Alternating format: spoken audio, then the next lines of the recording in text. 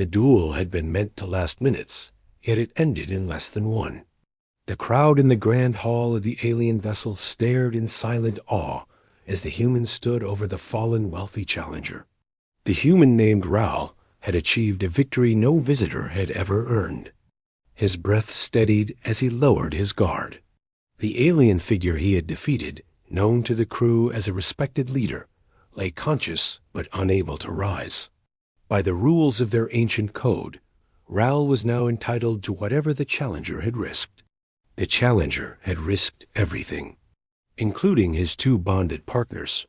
Raoul did not know this custom until the hall attendant announced it with ceremonial calm. The attendant's voice echoed across the chamber. According to the ancient clan rule, the victor must honor the defeated one by protecting his household. Protecting a household included taking in the partners who depended upon that household.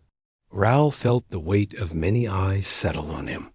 The challenge had begun as a dispute over rights to pass through a dangerous region of controlled space. Raoul had not asked for ownership of anything. He had not expected this outcome. Yet the rules of the clan were binding once invoked. The two partners approached with opposite expressions. One stepped forward with quiet dignity. Her name was Lyra. She stood tall with silver bands across her arms. It showed her role as a steward of her clan. Her eyes were bright with intelligence, and she seemed determined to face what came next with resolve. The second partner was named Hava. Hava looked unsettled as she took careful steps toward Raoul. Her gaze shifted often, as though she could not settle her thoughts. Raoul noticed her hands trembling slightly. Raoul wished to refuse. The attendant warned him that refusal would dishonor the clan and place him in danger. The defeated challenger, now seated against the hall wall, looked toward Raoul with an expression Raoul had trouble reading. There was no anger. There was something else. Relief mixed with a strange acceptance. The challenger spoke with a strained voice. He said that the code must be respected. He said that Raoul had fought with skill and honor. He said that his partners would be safer in Raoul's care than in the unstable conflicts that surrounded their own clan. Raoul realized that the challenger had chosen to risk this outcome for reasons deeper than pride. There was no escape. Raoul agreed to follow the custom. Lyra bowed her head. Hava looked down at the floor. The hall attendant signaled the formal end of the duel. The crowd dispersed. The vessel resumed its normal activity. Raoul found himself accompanied by two strangers, whose lives had unexpectedly merged with his. Raoul was escorted to guest quarters, where Lyra and Hava were instructed to join him. The quarters were large enough for the three to stay without discomfort, yet the air felt heavy with unspoken questions. Raoul sat near the door. Lyra stood near the table. Hava stood close to the wall. They remained silent for a long moment before Raoul spoke. He apologized. He told them he had not meant for any of this. Lyra responded first. Her voice was steady. She said she accepted the outcome because it preserved the honor of her clan and ensured her safety during a time of conflict. Hava's voice broke slightly as she asked how a human had defeated a leader trained from childhood for combat. Raoul answered that he had refused to underestimate his opponent. Neutral training approached every duel with equal seriousness. That mindset had given him an advantage. Hava listened in quiet fascination. Lyra explained the custom in more detail. The code was ancient. It required the victor to provide protection, guidance, and unity, not ownership. Raoul felt tension release from his chest. Lyra clarified that the role was symbolic. The clan believed a strong household was the foundation of lasting peace. When a leader was defeated, the code ensured his household did not fall into chaos or vulnerability. Raoul was expected to serve as guardian and representative until the clan council declared the household stable. This could take months or more. Raoul asked what they needed from him. Lyra answered that stability was the priority. Hava asked for clarity about his intentions. Ral vowed that he would not force them into any unwanted bond. He would honor the custom in the spirit it was meant. The relief in Hava's expression was immediate. Days passed. The vessel moved toward the clan's home system.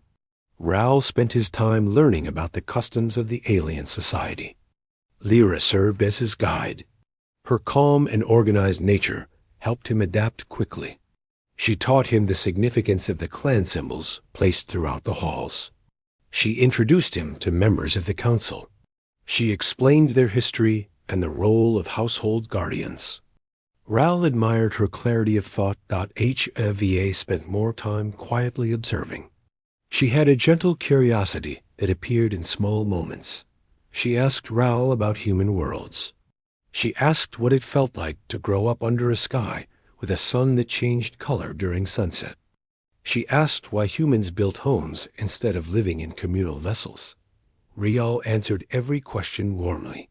He sensed that Hava did not fear him, but feared the uncertainty of her future. The defeated leader remained on the vessel during the journey. Ral visited him often. Their conversations grew more open. Ral learned that the leader had entered the duel intending to lose. The leader believed his household would be safer with a human guardian than under the political pressures of rival clans. Ral realized the duel had been a way for the leader to entrust his partners to someone strong and honorable. The leader trusted Ral more than many within his own clan. One night the vessel passed through a region filled with drifting, light particles from a nearby stellar phenomenon. The view from the observation deck was stunning. Ral watched the glowing swirls in silence until he noticed Hava standing beside him. She said the light pattern felt calming. Ral agreed. Hava then said she had feared Ral at first because she had heard stories about humans being unpredictable warriors. She now saw that the stories were exaggerated. She said humans had a softness she had not expected. Ral laughed gently. He said humans were complicated like any species. Hava nodded. She admitted she was still uncertain about her role within the household. Ral told her she did not need to rush. Her comfort mattered. Hava looked relieved. She thanked him for treating her with kindness. Later, Lyra found Ral studying a clan text. She sat opposite him. She said she had observed how he handled the situation. She said he treated both her and Hava with respect rather than obligation. She said his approach had begun to change how some members of the clan viewed humans. Ral appreciated her words. He said he admired her strength in handling such a sudden shift in her life. As the vessel neared the clan's home world, tension grew among the crew. Political factions on the surface disagreed with the old dual code. Some believed the code should be abolished. Others believed the code preserved order. Ral learned that the council wanted him to present himself formally upon arrival. His presence would influence the ongoing debate. Lyra and Hava prepared ceremonial attire for the three of them. Ral felt the weight of responsibility settle on him again. Lyra guided him through the ritual steps. Hava quietly adjusted the placement of his cloak. For the first time, Hava's hands did not tremble when she touched the fabric on his shoulder. When they landed, a crowd awaited them. Some bowed, some scowled. The council requested that Ral step forward with Lyra and Hava at his side. Ral spoke to the assembly. He explained that he did not claim ownership. He honored the code by supporting their stability. He spoke of his respect for the traditions that sought to protect households during times of conflict. His voice carried through the vast chamber. Hava gathered her courage and stepped forward. She said Ral had shown patience and calm when she felt fear. She said he had treated her as a person, not a burden. Her sincerity softened many expressions in the crowd.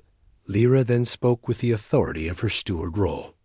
She said Ral had taken responsibility not because he desired control, but because he honored their ways.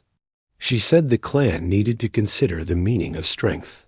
She said strength included compassion and restraint. The crowd listened in thoughtful silence. The council withdrew to discuss.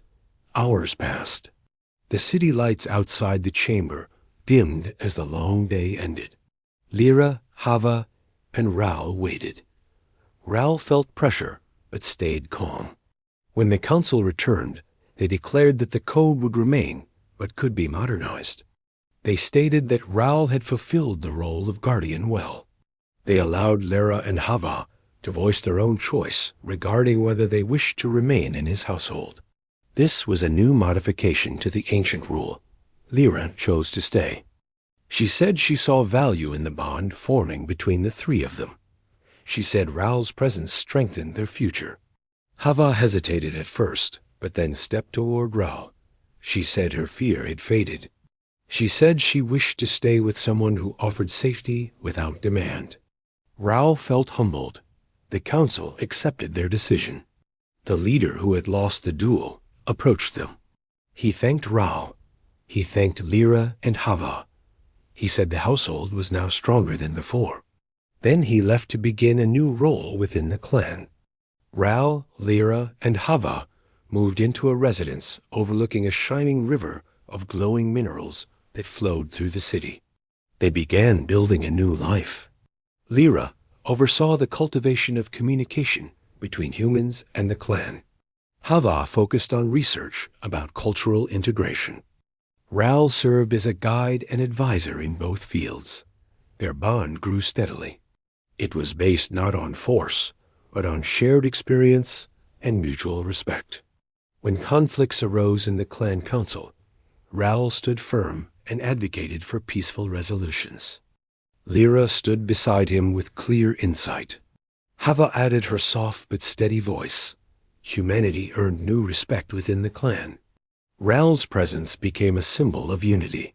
Travelers spoke of the household where trust between species had taken root. What had begun as an unwanted responsibility had become a foundation of peace.